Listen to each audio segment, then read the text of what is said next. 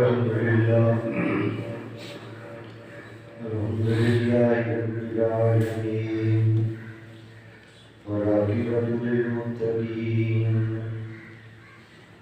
والصلاة والسلام على سيد الأنبياء وخاتم النبيين وعلى آله وأصحابه وآل بيته أجمعين.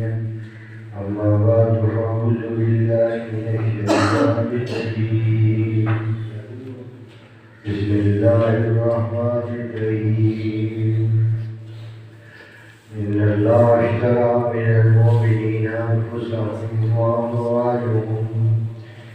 صدق الله العلي العظيم. وبلغنا رسوله النبي الكريم الأمين وعلى آله وأصحابه وأهل بيته أجمعين.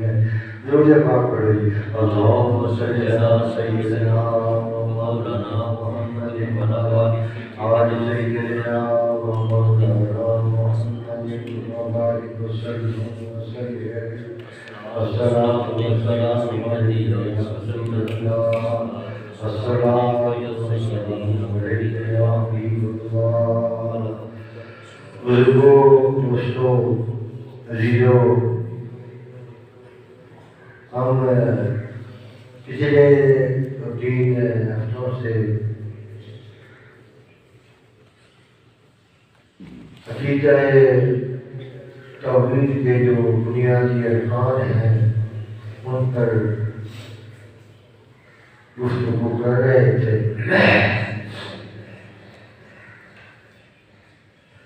تو میں آج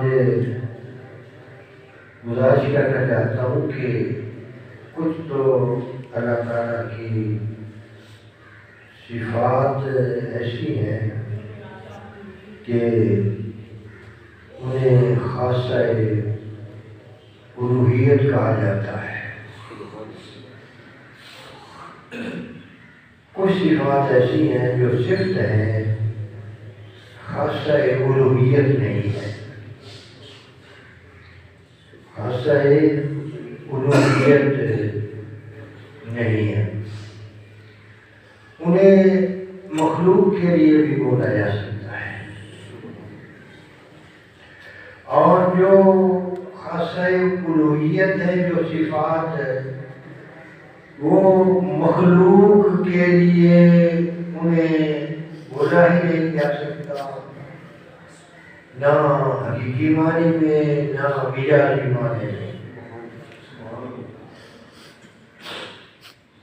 جس طرح کہ میں مثال دیتا ہوں، دیکھیے کہ بھائی مالک یوم الدین بھی وہ ہے، رحمان بھی وہ ہے، رحیم بھی وہ ہے. دیکھیے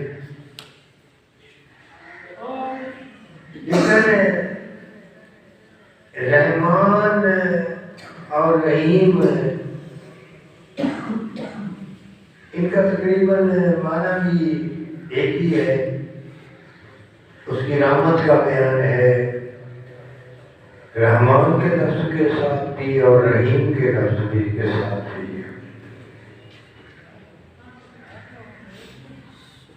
کسی اور کو ہم رحمان نہیں کہہ سکتے، چاہے وہ نبی ہی کیوں نہ ہو.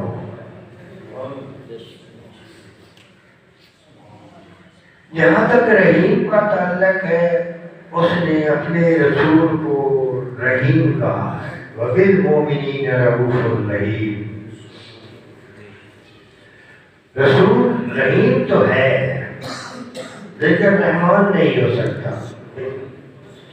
رسول رحیم تو ہو سکتا ہے مگر رحمان نہیں ہو سکتا. کیوں؟ کہ یہ صفت جو ہے یہ خاصہ الوہیت ہے. کسی اور کو بھی ہم مالک یوم الدین نہیں کہہ سکتے، کسی اور کو بھی ہم مالک یوم الدین نہیں کہہ سکتے. تو جو صفات جو ہیں مخلوق کے لیے بولی ہی نہیں جا سکتی، انہیں خاصہ الوہیت کہتے ہیں۔ جو صفات مخلوق کے لیے بھی بولی جا سکتی ہیں انہیں صرف کہتے ہیں۔ اب وہ جو ہے وہ اپنی ذات میں بھی، اپنی صفات میں بھی، اپنے اسماء میں بھی اور لا شریک ہے۔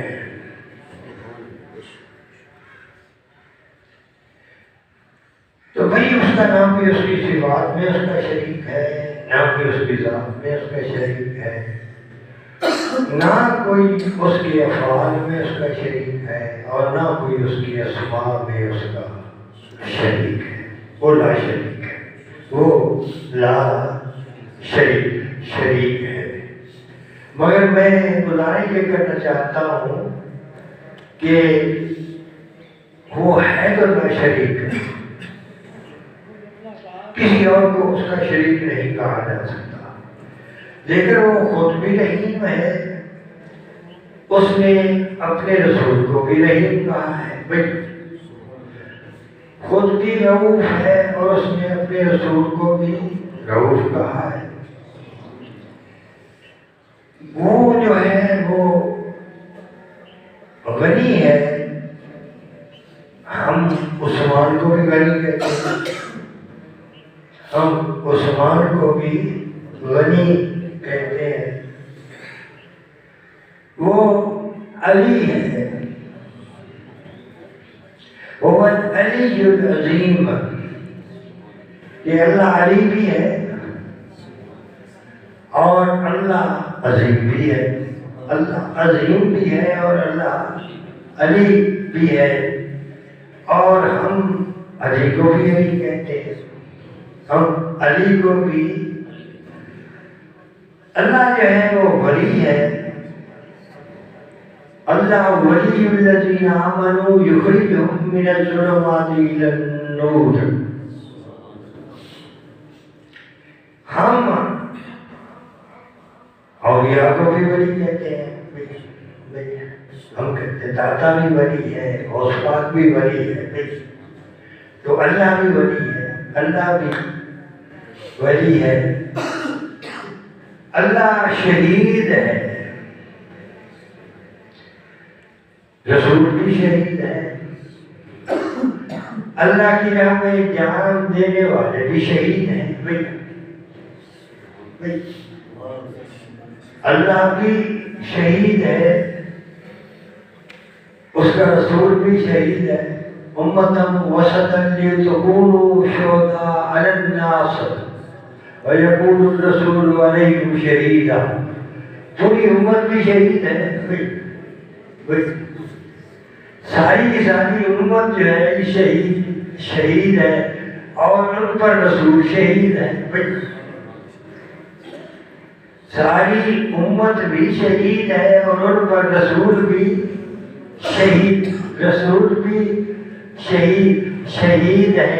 تو بھئی میں عرض کرنا چاہتا ہوں کہ وہ جو ہے نا وہ شہید ہے تو بھی سمدیت کی شان کے ساتھ، وہ ولی ہے تو بھی سمدیت کی شان کے ساتھ، وہ علی ہے تو بھی سمدیت کی شان کے ساتھ۔ اللہ الصمد ہے، اللہ بے نیازی کی شان کے ساتھ، وہ بے نیاز ہے، وہ شہید ہے تو بے نیاز ہو کر شہید ہے، وہ ولی ہے تو بے نیاز ہو کر ولی ہے، وہ علی ہے تو بے نیاز ہو کر علی ہے، بے نیاز ہو کر علی ہے۔ تو وہی وہ ہر صفت جو ہے وہ ہے نا بے نیازی کی شان کے ساتھ، بے نیازی کی شان کے ساتھ ہے، لیکن مخلوق جو ہے وہ بے نیازی کی شان کے ساتھ نہیں، بس مخلوق بے نیازی کی شان کے ساتھ ہے نہیں۔ بھئی علی ہے نا تو بے نیاز ہو کر نہیں علی ہے، نیاز مند ہو کر علی ہے، محتاج ہو کر علی ہے، بندہ ہو کر علی ہے، بندہ ہو کر علی ہے۔ وہ جو ہے وہ وہ معبود ہو کر علی ہے، اور علی جو ہے وہ عبد ہو کر علی ہے، معبود ہو کر نہیں، عبد ہو کر، بندہ ہو کر، محتاج ہو کر، نیاز مند ہو کر علی ہے۔ تو میں عرض یہ کرنا چاہتا ہوں کہ وہ قائم و دائم ہے اور بے نیازی کے شان کے ساتھ، اور اس کی ہر صفت جو ہے، ارے بھی میں عرض یہ کرنا چاہتا ہوں کہ لیکن کچھ بات ایسی ہے جو خاصہ الوہیت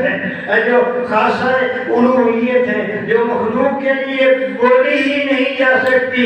ارے نہ مخلوق نیاز مند ہو کر رحمان ہو سکتی ہے، نہ بے نیاز ہو کر رحمان ہو سکتی ہے۔ تو کیوں کہ یہ اللہ تعالیٰ کا خاصہ الوہیت ہے، اور اس کو رب کی شان صمدیت کہتے ہیں، رب کی شان صمدیت کہتے ہیں۔ لیکن میں نے پچھلے میں عرض کیا تھا کہ دیکھیے یہ جو علماء ہیں، علماء توحید کی دو قسمیں بیان کرتے ہیں۔ ایک کو توحید الوہیت کہتے ہیں اور دوسری کو توحید ربوبیت کہتے ہیں۔ توحید الوہیت کیا ہے؟ کہ صرف وہی ایک معبود ہے، اس ایک کے سوا کوئی دوسرا معبود عبادت کے لائق نہیں ہے۔ یہ اس کی شان الوہیت ہے، اس کی شان الوہیت ہے، اور وہ ایک ہے، احدیت کی شان والا ہے، وحدانیت کی شان کا والا ہے۔ اس کو توحید ربوبیت کہتے ہیں، توحید ربوبیت کہتے ہیں۔ لیکن صوفیہ جو ہے وہ توحید کی ایک اور قسم بیان کرتے ہیں، اس کو وہ توحید محبت کہتے ہیں۔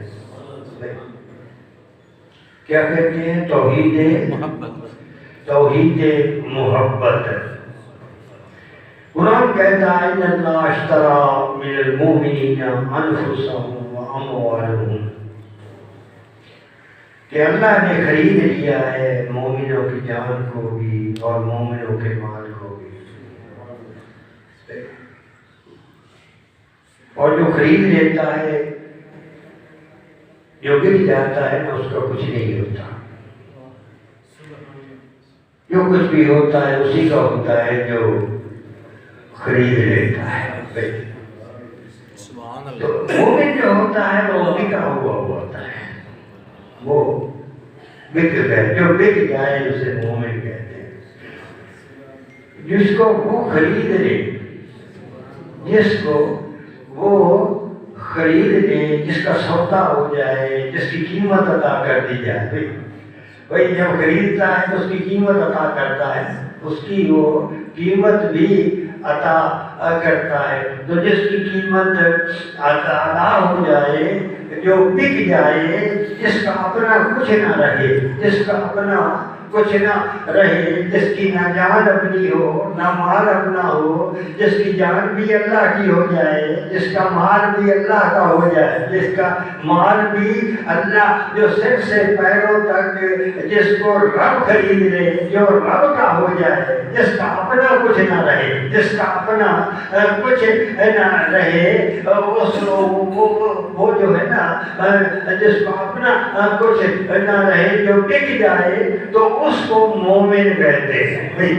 ان کے نزدیک، ان کی زبان جو صوفیہ کی زبان ہے نا، وہ مومن اسے کہتے ہیں جو بک گیا، جو بک جائے نا اس کو مومن کہتے ہیں۔ وہ خریدتا ہے، اور جس کو خریدتا ہے اس کی پھر قیمت ادا کرتا ہے،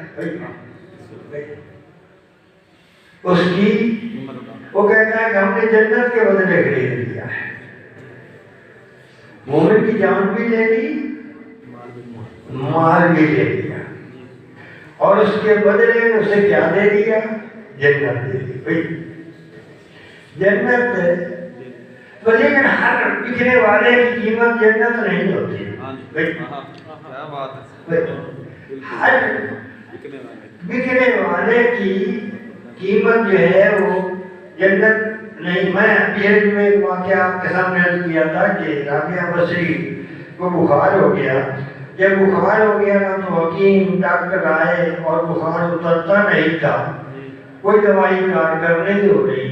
حکیموں نے پوچھا کہ مائی صاحب یہ کس طرح ہوا تھا, یہ اترتا کیوں نہیں ہے, یہ اترتا کیوں نہیں ہے؟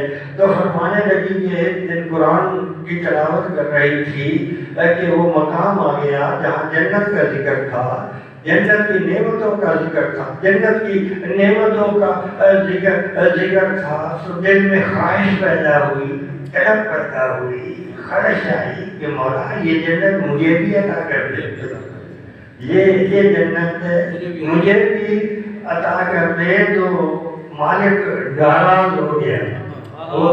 وہ ناراض, اس نے آواز دے کر کہا کہ رابعہ محبت کا دعویٰ ہم سے اور خواہش جنت کی, خواہش سے جنت کی ساری نعمتیں عطا کر دی جائیں گی, جنت عطا کر دی جائے گی, جنتیوں کو جنت دے دی جائے گی, جنت کے محلات, جنت کے باغات, جنت کی دریا, جنت کی نہریں, جنت کے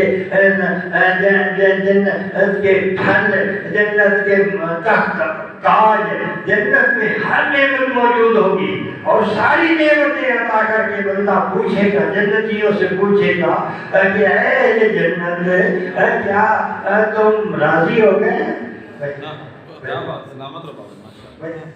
راضی ہو گئے؟ میری جنت میں کوئی کمی تو نہیں ہے, میری جنت کے اندر کوئی کمی نہیں ہے. تو جنتی کہیں گے کہ مولا تیری جنت میں کسی شے کی کمی نہیں ہے, ہم راضی ہو. واپس جانا چاہتے ہو؟ نہیں. جنت میں جا کر کوئی بندہ دنیا میں واپس آنے کی خواہش نہیں کرے گا. کوئی بندہ یہ خواہش نہیں کرے گا کہ مجھے دنیا میں واپس بھیج دیا جائے اور میں ایک زندگی اور جی آؤں, اس کے بعد پھر آ جاؤں گا. تو جنت میں جا کر کوئی بندہ بھی اس دنیا میں لوٹ آنے کی خواہش نہیں کرے گا. یہ خواہش ہی ختم ہو جائے گی. لیکن کچھ لوگ ہوں گے جو کہیں گے کہ مولا ہم تو راضی نہیں ہیں, ہمیں تو کمی نظر آئی ہے تیری جنت میں, ہمیں واپس بھیج دے, ہم واپس جانا چاہتے ہیں. بھائی ہمیں کیا کرنے جانا چاہتے ہو؟ کیا کوئی کمی ہے میری جنت میں؟ میری جنت میں اگر کوئی کمی ہے تو بتاؤ. بھائی میری جنت میں کسی شے کی کمی نہیں, میری جنت میں تو کسی شے کی کمی نہیں ہے. تو وہ کہیں گے کہ مولا جب ہم شہید ہوئے تھے نا, تو جب گردن پر وہ خنجر چلا تھا, جب ہماری لاش تڑپی تھی اور ہماری جان نکلی تھی, اس وقت ہمیں جلوے نظر آئے تھے. جی اس وقت تیرے حسن کے جلوے نظر آئے تھے, تیرے حسن کے لیکن تیرے درمیان اور ہمارے درمیان تو اب بھی حجاب ہے. ہمیں وہ جلوے نظر نہیں آتے. ہم تو انہی جنموں کی خواہش میں اپنی جان دے دی تھی, ہم نے جان قربان کر دی تھی کہ جا کر اس محبوب کے جنموں کو دیکھیں گے. تو نے حجاب ڈال رکھا ہے مولا, وہ تیری ساری جنت میں وہ نظارے نظر نہیں آتے, وہ جلوے نظر نہیں آتے. ہم تو ان جنموں کو دیکھنا چاہتے ہیں. ایک بار پھر جائیں گے, پھر سوا ہوں گے, پھر وہ جلوے نظر آئیں گے اور پھر تیرے دربار میں حاضر. تو ہمیں واپس بھیج دے, ہمیں اس تیری جنت کی ضرورت نہیں, ہمیں تیری اس جنت کی ضرورت نہیں. تو گویا وہ راضی نہیں ہو رہے جنت کے اندر جا کر بھی ان کی طلب پوری نہیں ہوئی، ان کی خواہش پوری نہیں ہوئی، ان کی اپنی منزل پر نہیں پہنچے۔ وہ منزل کیا تھی؟ وہ تو دیدار محبوب تھا، وہ دیدار محبوب تھا۔ اور جنت کے اندر جو سب سے بڑی نعمت ہے نا، وہ اللہ تعالیٰ کا یہ دیدار ہے۔ وہ اپنے محبوبوں کو جنت میں دیدار کرائے گا، دیدار۔ اور جو اس کا دیدار کر لے گا وہ ہر نعمت کو بھول جائے گا۔ نعرہ تکبیر، نعرہ رسالت، نعرہ حیدری، سلامت رہو مرشد، سلامت رہو، کیا بات ہے۔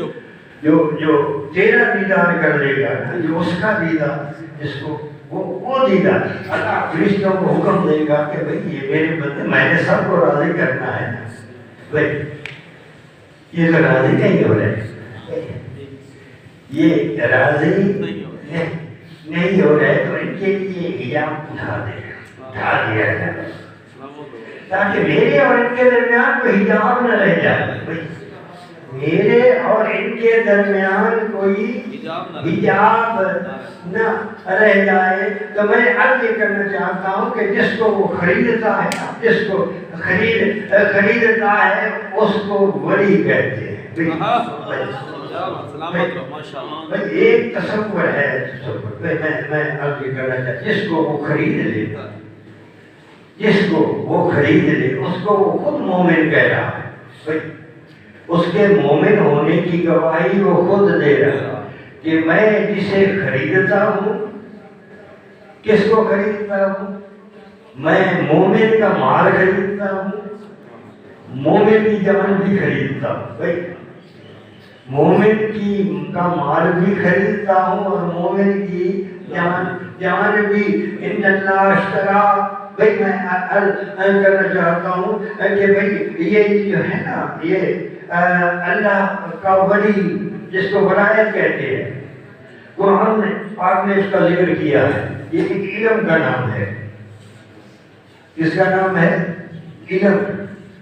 علم کا نام۔ رات بھی ہم اس پر گفتگو کر رہے تھے کہ دیکھیے، ہم نے پتہ نہیں کتنے سالوں یہ سنا، مولوی لوگ کہتے تھے کوئی جاہل ولی نہیں ہو سکتا، جاہل ولی نہیں ہو سکتا۔ اگر جاہل ولایت کے مقام پر پہنچ بھی جائے تو وہ کہتے ہیں کہ گمراہ ہو کر مرے گا۔ بھائی جاہل سے مراد کیا ہے؟ کہ جو پڑھا لکھا نہیں ہے وہ جاہل ہے۔ کتنا علم ضرور ہے، جتنا علم ضرور۔ جب ان مولویوں سے پوچھا کہ کتنا علم ضروری ہے، بھائی اس کو بی اے ہونا چاہیے، ایم اے ہونا چاہیے، یا دیوبند پاس ہونا چاہیے بھائی، یا بریلوی یا فارغ التحصیل یا الازہر سے پڑھ کر آنا چاہیے۔ بھائی کتنا علم اس کے لیے ضروری ہے، کتنا علم اس کے لیے ضروری ہے۔ مگر یہ وہ علم ہے جس میں نہ سیکھے ہیں، نہ کتابیں ہیں۔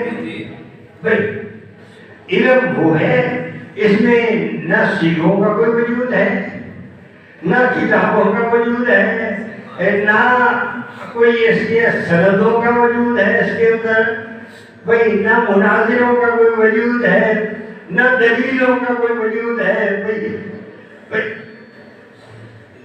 علماء میں اور صوفیاء میں یہ فرق ہے کہ علماء جو ہیں وہ دلیلیں دیتے ہیں، ان کے علم کا سارا دار و مدار دلیلوں پر ہوتا ہے۔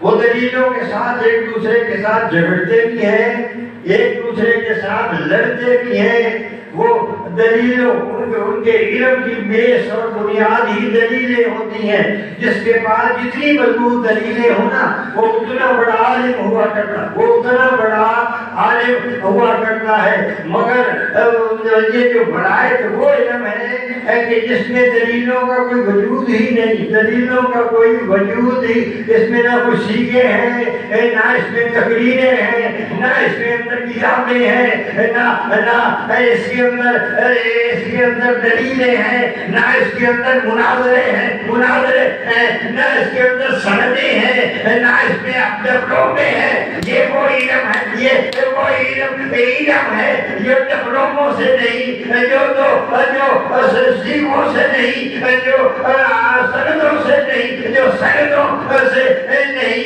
جس کا تعلق سندوں سے نہیں ہے، بلکہ یہ علم جو ہے یہ کامل کی نظر سے عطا کیا جاتا ہے.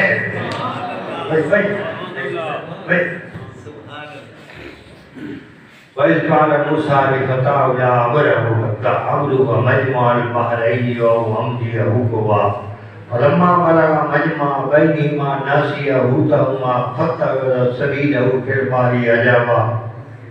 تو قرآن پاک نے یہ واقعہ بیان کیا ہے.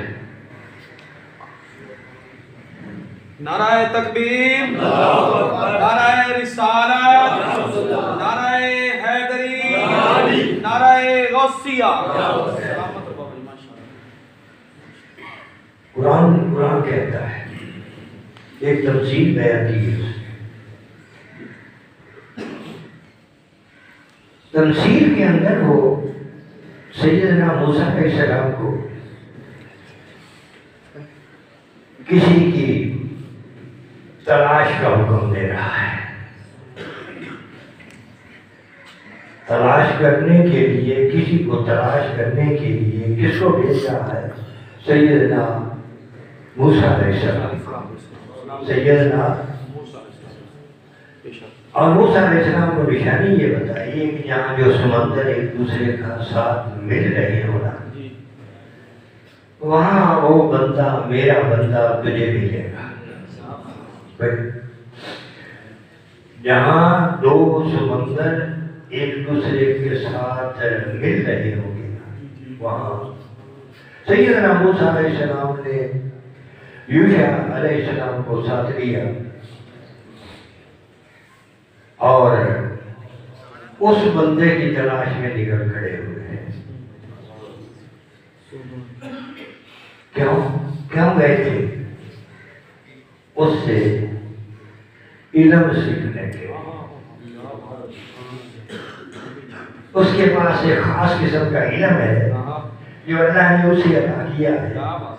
موسیٰ اس جدوجہد، تیری جدوجہد کا سارا دار و مدار اس بندے کو ملنا ہے اور اس سے علم جو ہے وہ علمنا من لدنا علما، بھائی خاص علم، خاص علم. تو سیدنا موسیٰ علیہ السلام اس کی تلاش میں نکلے. یوشع بن نون کے ساتھ تھے. چلتے چلتے وہ مقام پیچھے رہ گیا. سیدنا موسیٰ علیہ السلام آگے نکل گئے. جب آگے نکل گئے تو اپنے ساتھی سے پوچھنے لگے کہ بھوک لگی ہے، ہمارا جو ناشتہ ہے وہ لے آؤ. ناشتہ لے آؤ. ناشتہ کیا تھا کہ انہوں نے مچھلی بھون کر اس کو رکھ لی تھی کہ جب بھوک لگے گی تو اسے کھا لیں. جب بھوک لگی اور جب بھوک لگی تو پھر وہ ناشتہ طلب کر لیا. پوچھا اس سے تو ان کے جو ساتھی تھے نا وہ کہنے لگے کہ جب ہم اس چٹان کے پاس رکے تھے نا تو وہاں وہ مچھلی جو تھی، جو بھونی ہوئی مچھلی تھی، وہ زندہ ہو گئی اور اس نے دریا میں چھلانگ لگا دی اور راستہ بناتی ہوئی نکل گئی. مجھے شیطان نے بلا دیا، میں آپ کو بتا ہی نہیں سکا. تو سیدنا موسیٰ علیہ السلام فرمانے لگے کہ چلو واپس چلو، وہی تو ہماری منزل تھی. رب نے جو منزل بتائی تھی نا وہ یہی تھی، جو نشانی بتائی تھی کہ جہاں مردہ زندہ ہو جائے.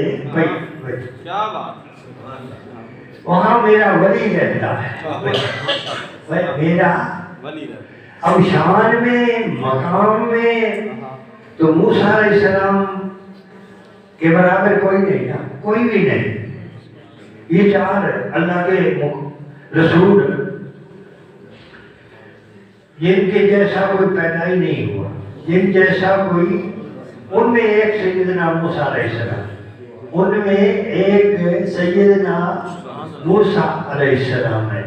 اب مرتبے میں مقام میں بعض لوگ کہتے ہیں کہ نبی ہیں، خضر علیہ السلام نبی ہیں، بعض کہتے ہیں کہ نبی نہیں ہیں، ولی ہیں۔ اگر نبی بھی ہیں تو بھی سیدنا موسیٰ علیہ السلام کی شان کے برابر نہیں ہو سکتے۔ تو بھی موسیٰ علیہ السلام کی شان، اگر ولی ہے تو ولی کو نبی تلاش کر رہا ہے، ولی کو نبی تلاش، نبی کو ولی تلاش کر رہے تو یہ سمجھ میں آتی ہے بات۔ چھوٹا بڑے کی تلاش میں نکلے تو یہ بات جو ہے نا یہ سمجھ میں، بڑے کا چھوٹے کو تلاش کرنا ہے یہ سمجھ میں نہیں آتا۔ بڑے کا چھوٹے کو تلاش کرنا، اگر ولی نبی کو تلاش کرے تو یہ ایک معمول کی بات ہے۔ ولی نبیوں کے فیض حاصل کرنے کے لیے حاضر ہوتے رہتے ہیں، کوئی بڑی بات نہیں ہے۔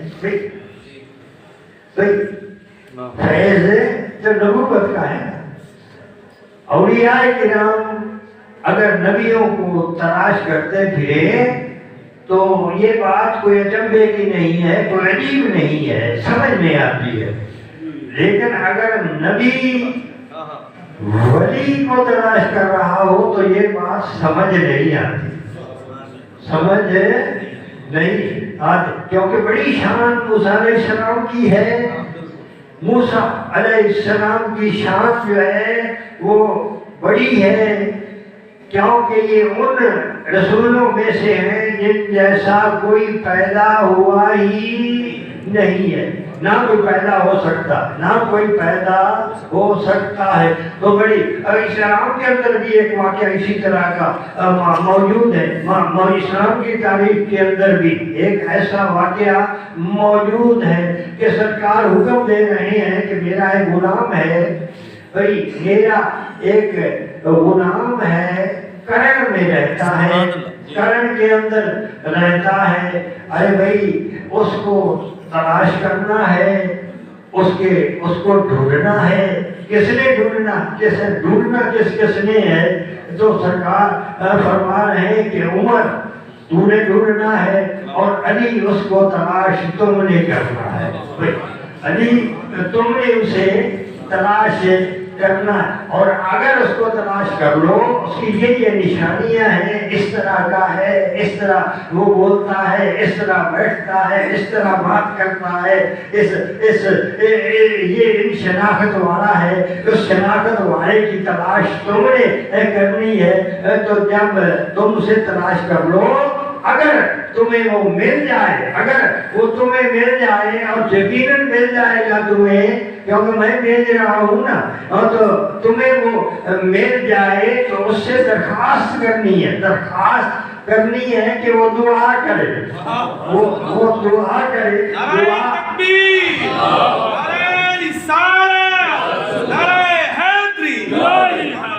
دعا کرے۔ دعا کس کے لیے کرے؟ میری امت کی بخشش کے لیے اس سے دعا کروانی ہے۔ اب سرکار بھیج رہے ہیں،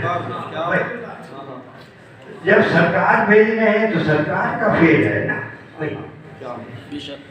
اب وہ جو ہے وہ کرن والا نہ تو وہ صحابی ہے،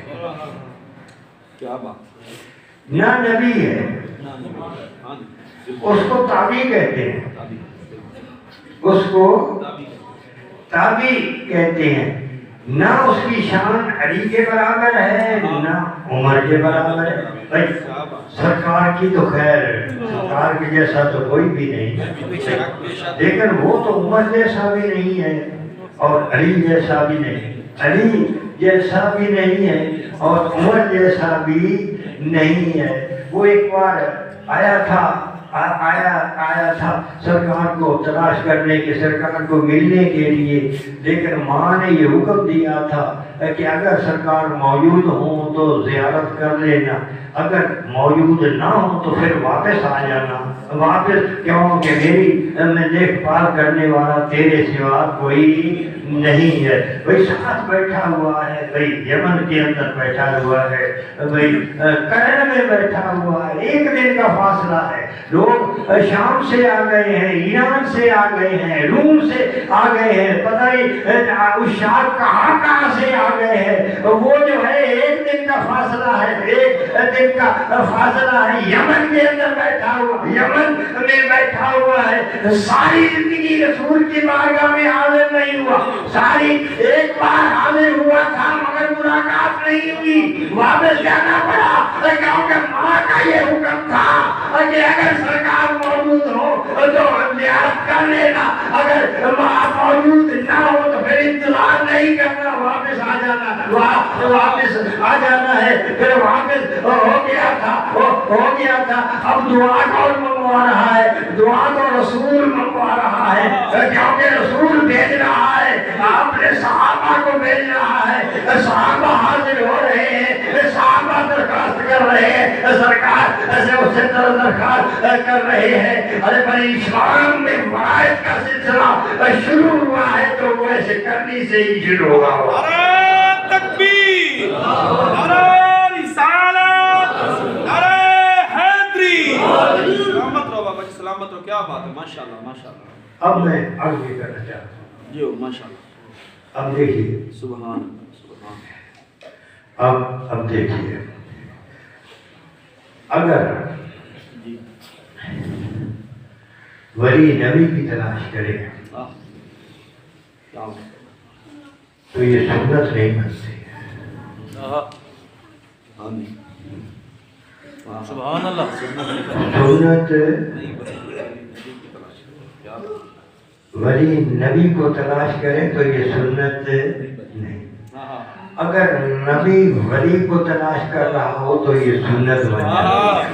سبحان اللہ، سبحان اللہ۔ امت کے لیے سنت بنائی جائے گی، کیونکہ سرکار کو پتا تھا کہ ایک زمانہ آئے گا لوگ کہیں گے کہ ان کے درباروں پر جانا تو بدعت ہے، تو رب نے رسول نے یہی کہا کہ سب سے پہلے ہم دعا کروا لیتے ہیں تاکہ یہ ہماری سنت بن جائے۔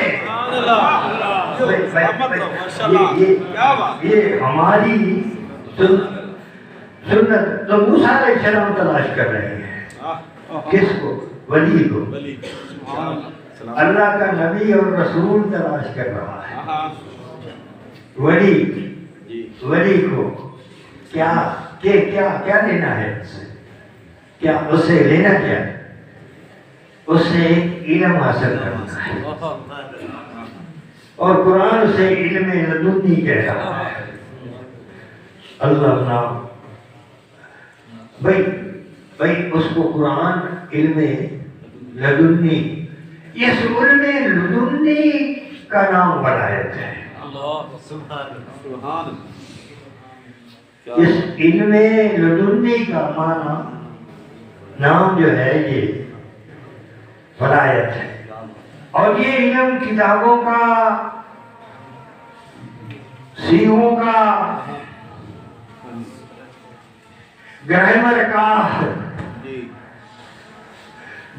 کا، مدرسوں کا، ذرائع کا محتاج نہیں ہے۔ کیوں؟ وہ روم نے بھی کہا تھا کہ مولوی ہرگز نہ شد مولا، بے شک، کیا بات۔ روم کا مولا تو بن گیا لیکن مولوی نہیں بن سکا۔ مولوی کب بنا؟ جب اسے مولا کی خبر ہوئی۔ مولوی کب بنتا ہے؟ جب اسے مولا کی خبر ہو جاتی ہے، اور مولا کی خبر کب ملتی ہے؟ جب شمس تبریزی کا غلام ہو جاتا ہے. جب غلامی شمس تبریزی نہ شد، مولوی ہرگز نہ شد مولائے روم. لوگ اسے مولائے روم کہتے تھے، لوگ اسے مولائے روم کہتے تھے. اور جو مولائے روم تھا وہ ابھی مولوی نہیں ہوا تھا. مولوی کب بنتا ہے؟ جب مولا کی خبر مل جاتی ہے. اور مولا کی خبر کب ملتی ہے؟ جب وہ شمس تبریزی کا غلام ہو جاتا ہے.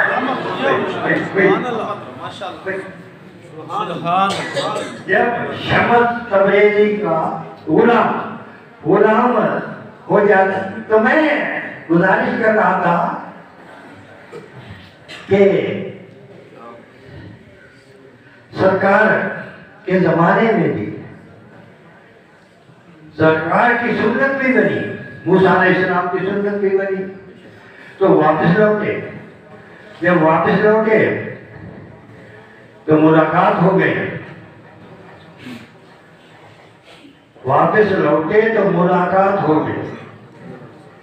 اب جو ہے اس کے بعد اللہ تعالیٰ نے 3 تمثیلوں سے مقام ولایت کو سمجھایا ہے. 3 تمثیلوں سے مثالیں دے کر.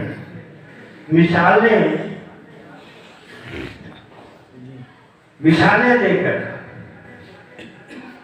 پہلی مثال کیا ہے؟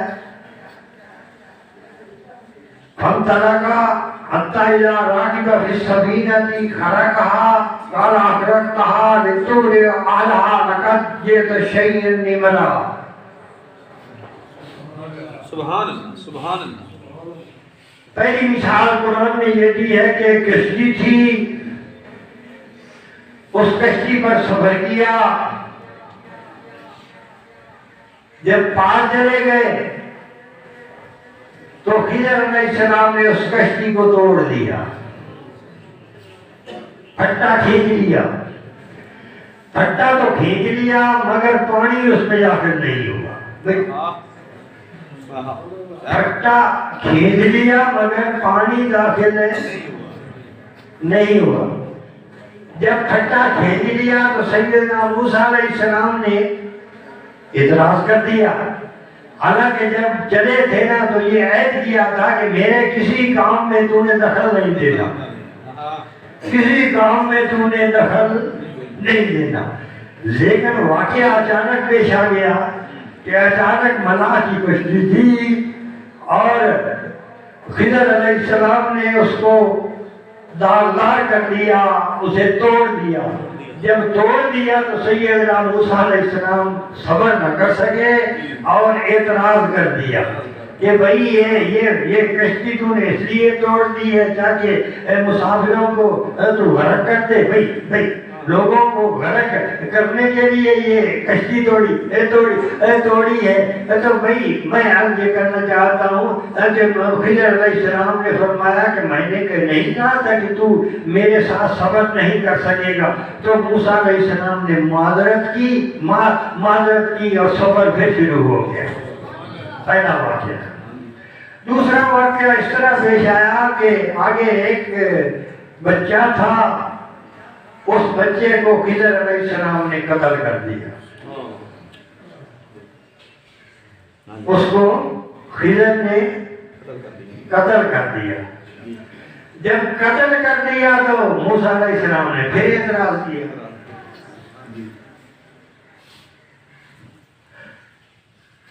فَانْطَلَقَا حَتَّىٰ إِذَا رَكِبَ غُلَامًا فَقَتَلَهُ قَالَ أَقْتَلْتَ نَفْسًا. پھر موسیٰ علیہ السلام نے اس پر اعتراض کر دیا کہ تو نے ایک جان لے لی ہے بغیر کسی وجہ کے، بغیر کسی بدلے کے. تو نے ایک بے گناہ کو قتل کر دیا ہے. تو خضر علیہ السلام نے پھر فرمایا کہ میں نے نہیں کہا کہ تو میرے ساتھ صبر نہیں کر سکے گا. موسیٰ علیہ السلام نے پھر معذرت کی، سفر پھر شروع ہو گیا، سفر پھر شروع۔ پھر کیا تھا؟ فَانْطَلَقَا حَتَّىٰ إِذَا أَتِيَا، لیکن ہم پھر ایک شہر میں داخل ہوئے۔ اس شہر کے اندر اس شہر والوں نے، اس گاؤں والوں نے اللہ کے نبیوں کو کھانا ہی نہیں کھلایا، میزبانی کرنے سے انکار کر دیا۔ واپس لوٹے تو ایک دیوار تھی، دیوار گر رہی تھی، اس کو موسیٰ علیہ السلام نے کھڑا کر دیا۔ مثالیں دے رہا ہے قرآن، سمجھا کیا رہا ہے؟ علم لدنی سمجھا رہا ہے اور مثالیں دے کر سمجھا رہا ہے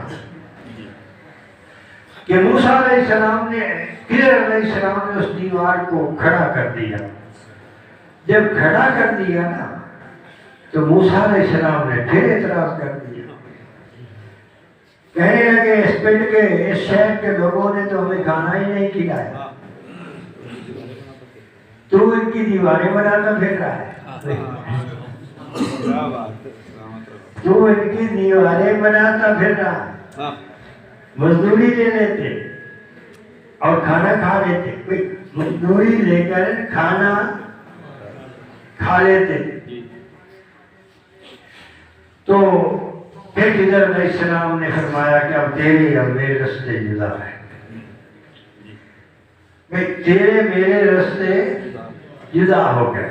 یہ تین مثالیں ہیں جو قرآن بیان کر رہا ہے، یہ تین مثالیں ہیں جو قرآن بیان کر رہا ہے، اور ان تین مثالوں میں علم ولایت کو سمجھایا جا رہا ہے۔ سوال کون کر رہا ہے؟ سوال اللہ کا رسول اور نبی سیدنا موسیٰ علیہ السلام کر رہے ہیں، جواب کون دے رہا ہے؟ جواب خضر علیہ السلام دے رہے ہیں۔ یہ مکالمہ تصوف کی تشریح کی جا رہی ہے، فقیری کو بیان کیا جا رہا ہے، علم لدنی کی وضاحت کی جا رہی ہے۔ یہ کشتی ہے، بھائی کشتی سلامت رہتی تو بادشاہ آ جاتا، بادشاہ اس پر قبضہ کر لیتا، اب کشتی داردار ہو گئی، غریب ملا کی کشتی بچ گئی، غریب ملا کی کشتی بچ گئی۔ تو یہ جو علم تھا، یہ علم اللہ تعالیٰ نے خضر علیہ السلام کو عطا کیا تھا، جو یہ جانتے تھے کہ بادشاہ آئے گا، کشتی پر قبضہ کر لے گا، کشتی کو داغدار کر دوں، کشتی بچ جائے گی، کشتی بچ جائے گی۔ بچہ ہے تو خضر علیہ السلام نے فرمایا کہ اگر یہ جوان ہوتا تو گمراہ ہو جاتا تو اپنے ماں باپ کو بھی گمراہ کر لیتا۔ اس کے ماں باپ نیک تھے، لیکن اس بچے کے مقدر میں گمراہی تھی،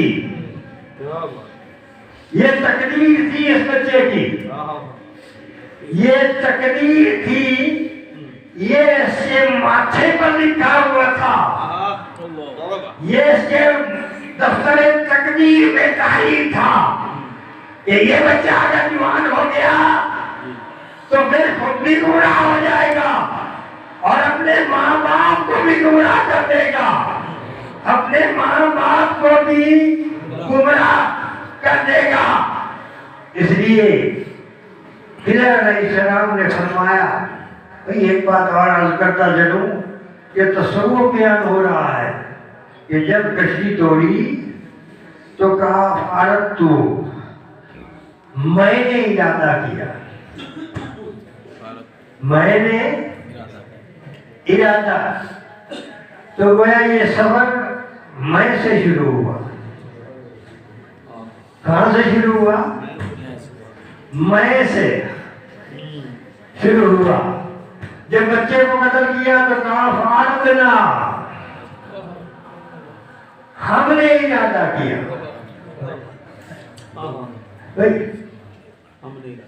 اب میں نہیں رہا، ہم ہو گئے۔ کیا بات، سلامت ہو ماشاءاللہ۔ اب میں نہیں رہا، میں بھی موجود ہے اور کوئی اور بھی موجود ہے۔ بھائی میں بھی ہوں اور وہ بھی ہے، ارادہ ہے ہمارا ہے، یعنی ایک میں ہوں، ایک میرا رب ہے، ارادہ ہمارا دونوں کا ہے۔ یہ ارادہ ہمارا دونوں کا ہے۔ جب دیوار تعمیر کی تو پھر کہا فاراد ربو کا، اب میں نہیں ہوں، میرے رب نے ارادہ کیا۔ کیا بات ہے، میرے رب پہلے میں تھا، پھر ہم ہو گئے، پھر میں غائب ہو گیا، صرف وہی بچ گیا، پھر تو ہونے لگ گئی۔ بھائی تو ارے ولایت کا سفر میں سے شروع ہوتا ہے اور اس کے اندر ہم بھی آ جاتے ہیں۔ اس میں ایک منظر آتی ہے جہاں میں بھی ہوتا ہوں اور وہ بھی ہوتا ہے، وہ بھی ہوتا ہے، تو بندہ اس وقت تک کامل نہیں ہوتا کہ جب تک میں بھی اتنے شامل ہے، پھر ایک مقام ایسا آتا ہے کہ صرف وہی رہ جاتا ہے، میں غائب ہو جاتا ہوں۔ تکبیر، اللہ اکبر، رسالت، نعرہ حیدری، سلامت ہو۔ کیا پھر بکری کرتی ہے میں کیا کرتی ہے؟ جب بولتی ہے نا تو میں کرتی ہے۔ کسائی اس کے گلے پر چھری رکھ دیتا ہے، کسائی جو ہے اس کے گلے پر چھری، کچھ دیر اس کی ناک تڑپتی ہے، پھر ٹھنڈی ہو جاتی ہے، پھر اس کی کھال کھینچ کر علیحدہ رکھ لی جاتی ہے، گندگی پھینک دی جاتی ہے، اس کو کتے کھا جاتے ہیں، گوشت کے ٹکڑے ٹکڑے کر دیے جاتے ہیں، اس کو بندے کھا جاتے ہیں۔ بندے، اب بکری کا وجود ختم ہو گیا، بچ گئی تو کھال بچ گئی، کیا بچ گئی؟ اور کھانے لینے کے لیے مولوی آ جاتے ہیں۔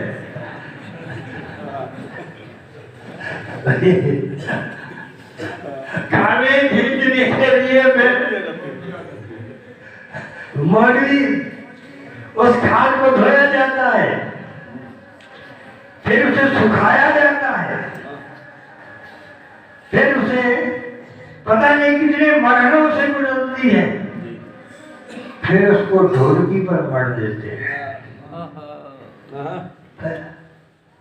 کیا بات، پھر کیا کرتے ہیں؟ ڈھولکی کے اوپر مڑ دیتے ہیں، پھر جب چوٹ لگتی ہے نا تو پھر تو کی آواز آتی ہے، پھر جو ہے نا تو بھائی میں چونکہ وقت ہو گیا، اس لیے یہی سے اگلے میں انشاءاللہ آپ نے